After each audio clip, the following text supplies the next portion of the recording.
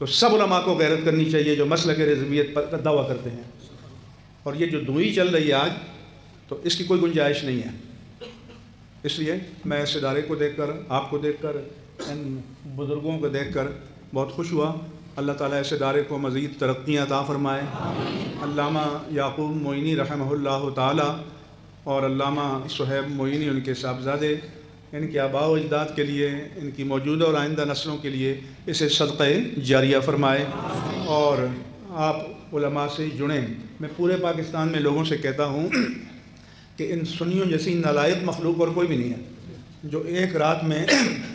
نعت خوانوں پر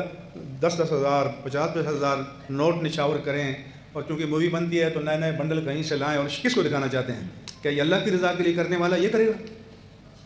تو جس قوم کی کم عقلی کا عالم یہ ہو کہ ایک خوشگلو نعت خواں 4 نعتیں یاد کر لے، تو اس کے آگے آپ بچ جائیں، اس کو ایک رات میں 10,000 20,000 50,000 لاکھ دیں، اور جو مسند پر بیٹھ کر پورا مہینہ اللہ کے کلام کی تفسیر بیان کرے، اللہ کے رسول کی حدیث بیان کرے، اس کو مہینہ بھر بھی نہ دیں آپ، تو یہ لوگ اللہ کے رسول کو جواب دینے کے قابل ہوں گے کہ اللہ کے رسول کی حدیث کی قدر نہ ہو، علم کی قدر نہ ہو، اور فنکاروں کی قدر ہو؟ تو اس لیے یہ علماء سے کہتے ہیں کہ تربیت کرو، جرت پیدا کرو۔ یہ ڈرامے والے سارے آپ کے سامنے ٹھہر نہیں سکتے۔ میں نے دیکھا حکومتیں کتنے وسائل کی ہوتی ہیں، ہم نے اللہ پر توکل کیا اور جس کو حق سمجھا اس کے ساتھ کھڑے ہو گئے۔ تو میرا آپ کو یہی مشورہ ہے، اور ہم چونکہ آگے جس پروگرام کے لیے آئے تھے وہاں جا رہے ہیں، اللہ تبارک و تعالیٰ مجھے اور آپ کو دین کا صحیح فہم عطا فرمائے۔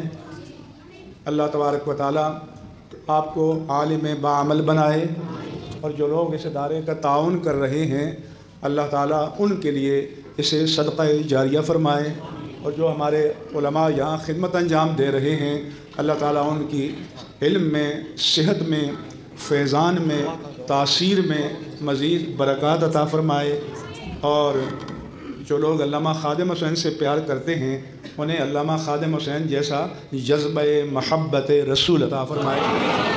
اور ان کی طرح کھڑے ہو کر حق بات کہنے، حق بیان کرنے اور حق پر ڈٹے رہنے کی توفیق عطا فرمائے۔ وما علیہ الا